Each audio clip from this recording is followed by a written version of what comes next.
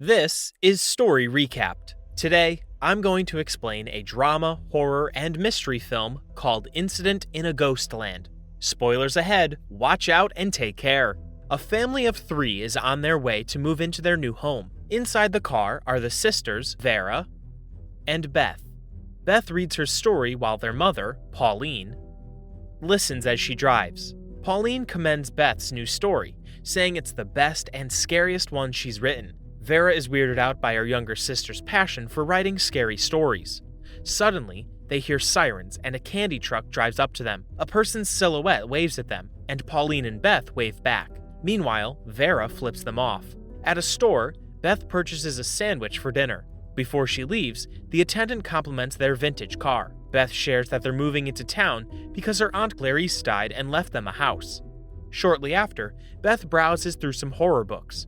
She then sees the candy truck from before passing by. Beth reads a newspaper article, and Vera enters the shop. Beth tells Vera news about murderers, who hunts down families, but oddly spares the daughters. Pauline interrupts and signals for them to leave. The family arrives at Aunt Clarice's house, and the home is filled with creepy dolls. While judging her late aunt's taste in decoration, Beth is filled with curiosity. They open up a cabinet where a doll pops out and scares Vera. In her room, Beth is arranging her horror books when she sees that her hand is bloody. An emotional Beth shouts for her mother. Pauline realizes that Beth has gotten her first period and assures her that she'll be fine. Vera remains cold and insensitive about the delicate situation. Later that night, Pauline accompanies Vera, who seems to be worried about her sister. Vera doesn't understand why Beth writes such terrifying stories when she's easily shaken. She believes that Beth needs to be discouraged from obsessing over morbid fantasies. Pauline disregards what Vera says, thinking she's just acting out. As soon as Pauline returns inside, Vera curses and flips her off. In the distance, a vehicle's headlights point towards Vera. Vera is unaware of it and returns inside. Seen through the open door is the candy truck. Vera joins the rest of the family and orders Beth to go to her room. Then they hear a creaking sound but ignore it. Pauline goes downstairs to put away some boxes. Her phone rings, and while she answers the call, a man rams her into a wall. He strikes and knocks Pauline out. The man sniffs the dolls, and the sisters see him. He chases after them, catches them, and drags them by the hair. They scream as they get pulled down into the basement. The man holds up Beth to smell her bloody crotch. He is disgusted and lets her go. With Vera, he likes the smell, so he pins her to the wall. Beth cries as her sister gets dragged into another room. She tries escaping, but a woman attacks her. The woman then orders Beth to stay put by the basement. Suddenly, Pauline charges at the woman.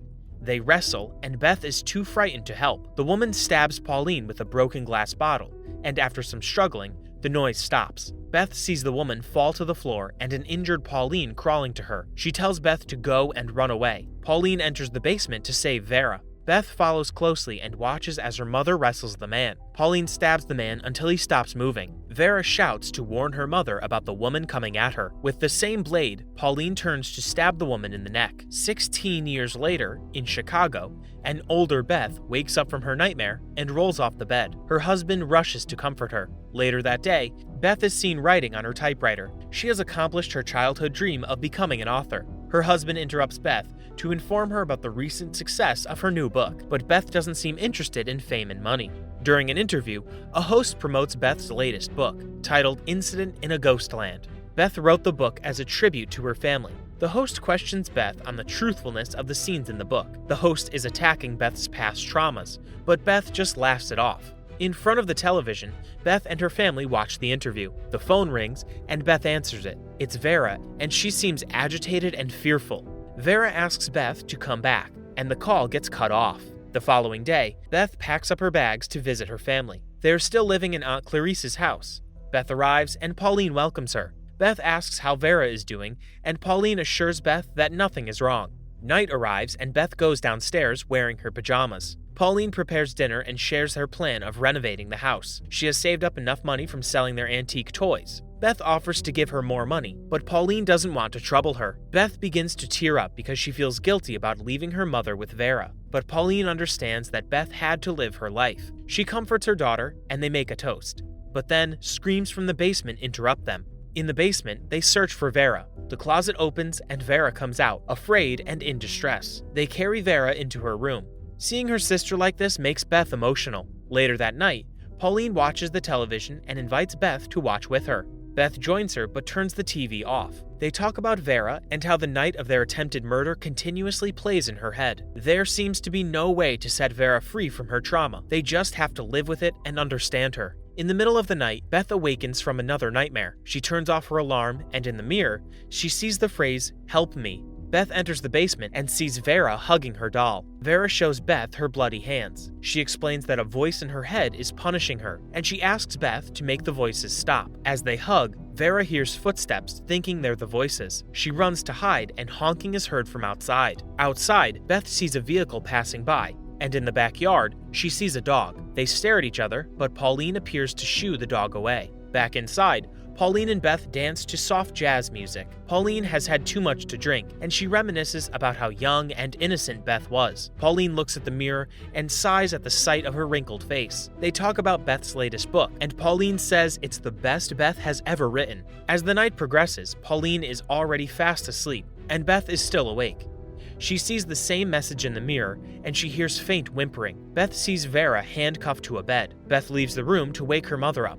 Immediately, the door closes. Beth returns and bangs on the door. Vera screams in pain, but suddenly, she stops. Beth sees a keyhole and looks through it. A figure appears and scares her. Upon seeing this, Beth runs to her mother to ask for the room's key. Pauline wakes up and tells Beth that the room has no key. Beth returns upstairs, and Vera comes out of the room. Vera seems to be struggling and fighting with no one but herself. She breaks her fingers and goes downstairs. Beth sees Vera lying on the floor. Pauline approaches and reveals that she knows why Vera is acting out. Before Pauline leaves to get help, she advises Beth not to listen to Vera. When Beth returns inside, she sees Vera leaving the room. The door behind Beth closes. Beth tries to communicate with Vera by the basement door. Then, a voice tells Beth that it's her turn to be broken, just like her sister.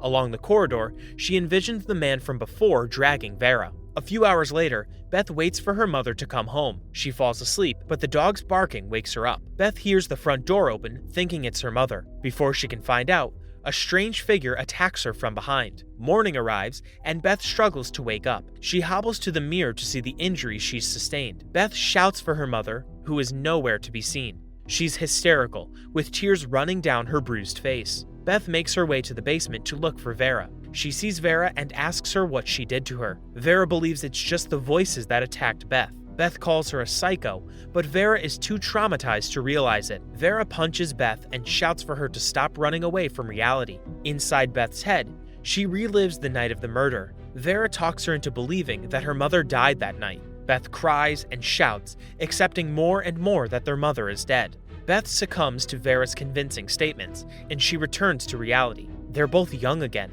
Beth sees pictures of a man and a child that she imagined was her family. In reality, they're still held captive in the basement. On a mirror is the same message from before. Later that night, Vera eats happily because her sister is back. However, Beth is speechless and refuses to eat. She expresses her hate toward Vera because she took away her dream.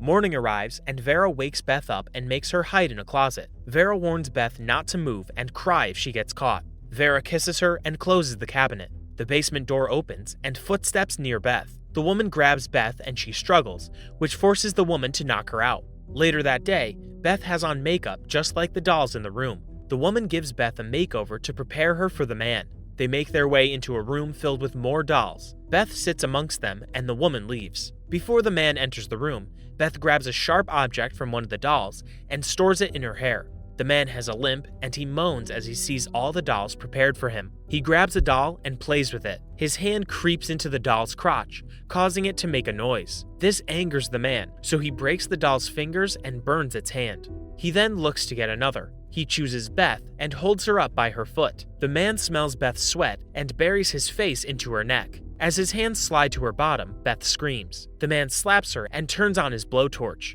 but a doll falling catches his attention. While he's distracted, Beth reaches for the sharp object, holds it tightly, and stabs the man. He's disoriented and falls to a pile of dolls. Their voice boxes turn on, and they insult the man. Feeling outraged, he rips them apart. After a while, he calms down and stops, allowing Beth to sneak past him. She runs out of the room and finds herself in front of a door. She tries to open it, but the woman is on the other side. The man catches Beth and drags her back into his room. He forces himself onto her, but then Beth gets a hold of her typewriter and hits the man with it. Beth stands up and hits him again, knocking him out.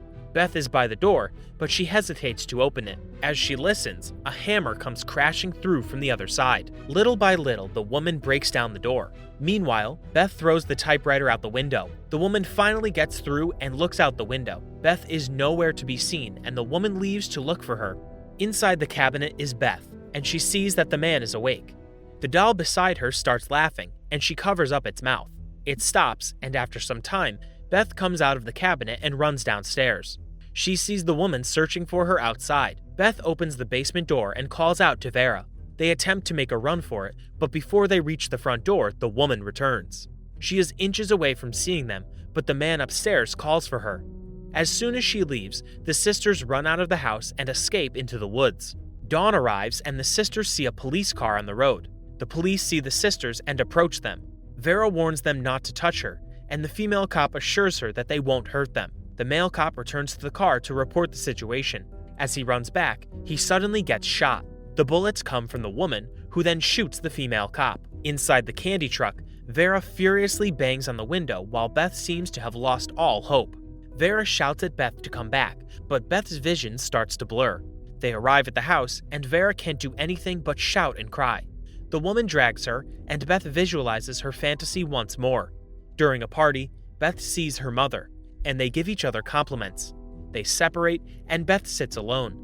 Amongst the crowd is her family, and Beth waves at them. A man sits beside her. It's H.P. Lovecraft, Beth's idol and favorite author. He considers her newest novel a masterpiece, and Beth is speechless. She thanks him, and Lovecraft goes on his way. Suddenly, Beth sees Vera. She runs upstairs and sees Vera banging on a door. Pauline tries to convince her to stay, but Beth wants to return. For her sister, she will endure their horrifying reality. Beth runs towards the door and returns to reality. Back in reality, Beth gets dragged by the man. He chokes Beth, causing her mouth to foam up. The doll in the cabinet starts to laugh, and this distracts the man. While he's busy strangling the doll, Beth runs to save Vera. She hammers the woman's head into the floor and bites her fingers. Beth then bites off a piece of skin, but gets thrown off. With the doll, the man rushes at the sister but gets shot from behind. A police officer aims at the woman. She stands up, but her suspicious movements get her shot as well. The nightmare is finally over, with both of the killers dead.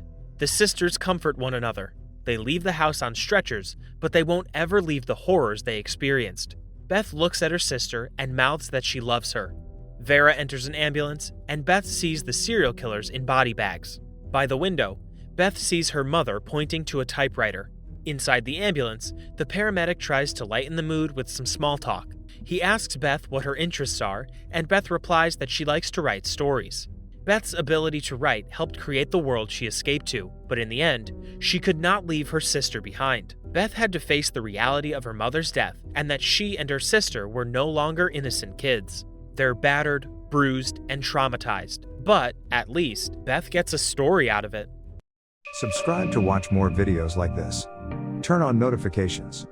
And leave a like, it really helps the channel out. Thank you for watching.